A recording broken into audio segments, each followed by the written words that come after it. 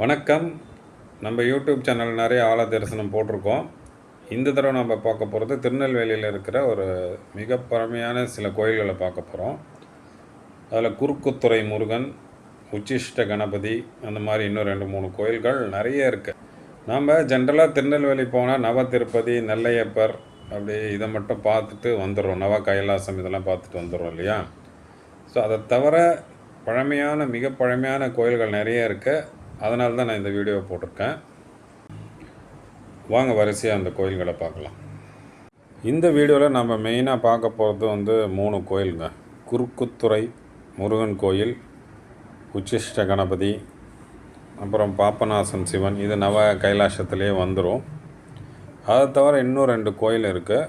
அது 8 எழுத்து பெருமாள் கோயில். அங்கே ஒரு கோசாலை, அருமையான கோசாலை. அந்த கோசாலை உள்ளே கிருஷ்ணர் இருக்கார். அதையும் பார்க்க போகிறோம். அப்புறம் வேதநாராயண ராஜகோபால சுவாமின்னு 800 வருஷம் பழமையான கோயில். அதையும் நம்ம பார்க்கலாம். இது 2 பகுதியாக பார்க்கலாம். முதல் பகுதியில் குறுக்குத்துறை பற்றி தெரிஞ்சுப்போம். குறுக்குத்துறை முருகனும் உச்சிஷ்ட கணபதியும் தெரிஞ்சுப்போம். இந்த குறுக்குத்துறை முருகன் நதி, அதாவது தாமிரபரணி நதியிலேயே இருக்குங்க. நதிக்கு நடுவுலையே இருக்குது. இந்த தாமிரபரணி நதி அன்னை லோகமுத்ரா, அதாவது அகத்தியருடைய துணைவி அன்னை லோகமுத்ரா தான் தாமிரபரணியாக ஓடி இந்த பகுதியை செழிப்பாக்குறாங்க அப்படிங்கிறது தெரியும். இந்த குறுக்குத்துறை வெள்ளம், அதாவது நிறைய மழை தாமிரபரணி ஃபுல்லாக இருக்கும்போது இந்த முருகன் கோயிலே ஃபுல்லாகவே மூடிடுமா. அப்போ அங்கே இருக்கிற வெங்கல சிலைகளை மட்டும் எடுத்துகிட்டு வெளியில் வந்துடுவாங்க. மற்ற நாட்களில் அதாவது வெள்ளம் அடிஞ்சு மற்ற நாட்களில் இங்கே முருகனுக்கு உள்ளே நேச்சுரலாக ஃபார்ம் ஆன பாறையிலேயே முருகர் வடிவம் இருக்குது. ஸோ அதை நீங்கள் தரிசிக்கலாம். அந்த இடமே அதாவது குடவரை கோயில் தான். இது உள்ள குகை மாதிரி இருக்குது. பாருங்கள் எப்படி போகுது அழகாக அப்படின்ட்டு. அங்கே சிவலிங்கம்லாம் செவருலேயே இருக்குது. அதெல்லாம் பார்க்கலாம்.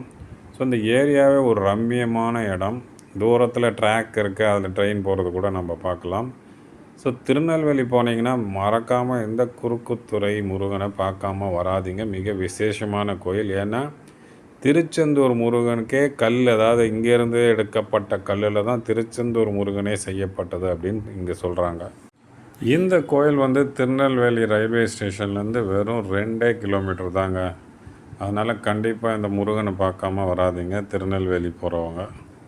அடுத்து திருநெல்வேலியில் நம்ம பார்க்க போகிற இந்த கோயில் உச்சிஷ்ட கணபதி. இந்த ஒரு சிறப்பான, அதாவது இதுவும் தாமிரபரணி கரையோரமே இருக்குது. உச்சிஷ்ட கணபதியை வழிபடுறவங்களுக்கு குழந்தை பாக்கியம் இருக்குதுன்னு சொல்கிறாங்க. இங்கே எம்பெருமானோட, அதாவது விநாயகருடைய தும்பிக்கை ஒரு பெண்ணோட தொப்புளில் இருக்கிற மாதிரி இருக்குது. அது இந்த குழந்தை வரம் அளிக்கக்கூடியதை அப்படி உணர்த்துறதா சொல்கிறாங்க. இங்கே வழிபட்டால் பிறக்கிற குழந்தைகள் நல்ல குணவான்களாக இருப்பாங்க. எந்த தீய வழிக்கும் செல்ல மாட்டாங்கள் என்பது ஐதீகம். மிக மிக பழமையான கோயில். இதுவும் மிக ரம்மியமான சூழ்நிலையில் இருக்குது. தாமிரபரணி ஆற்றோரமே இருக்குது. ஸோ மறக்காமல் இந்த கோயிலையும் பார்த்துட்டு வாங்க திருநெல்வேலி போகிறவங்க. எப்படி முருகனுக்கு அறுபடை வீடு இருக்கோ அதே மாதிரி பிள்ளையாருக்கும் அறுபடை வீடுகள் இருக்குது. அதாவது பாண்டிச்சேரி மணக்குள விநாயகர் இருக்குது. அதுவும் அறுபடையில் வருது. அந்த அறுபடை வீடுகளில் ஒன்று தான் இந்த உச்சிஷ்ட கணபதி. அடுத்த ஆலயம் நாம் பார்க்க போகிறது பாபநாசத்தில் இருக்கிற சிவன் கோவில். இதை ஒட்டி அந்த தாமிரபரணி நதி போகிறது பாருங்கள். அங்கே அழகாக நீங்கள் ஸ்நானம் பண்ணிட்டு தான் குளிச்சுட்டு நீங்கள் சிவனை தரிசனம் பண்ணலாம். பாப விநாசம், சகல பாவங்களையும் நீக்குகின்ற ஸ்தலமாக இது கருதப்படுகிறது. ஸோ திருநெல்வேலியில் போனீங்கன்னா இந்த ஆலயத்தையும் மறக்காமல் பார்த்துட்டு வாங்க. இது திருநெல்வேலியிலிருந்து 50 கிலோமீட்டர் தொலைவில் இருக்குது.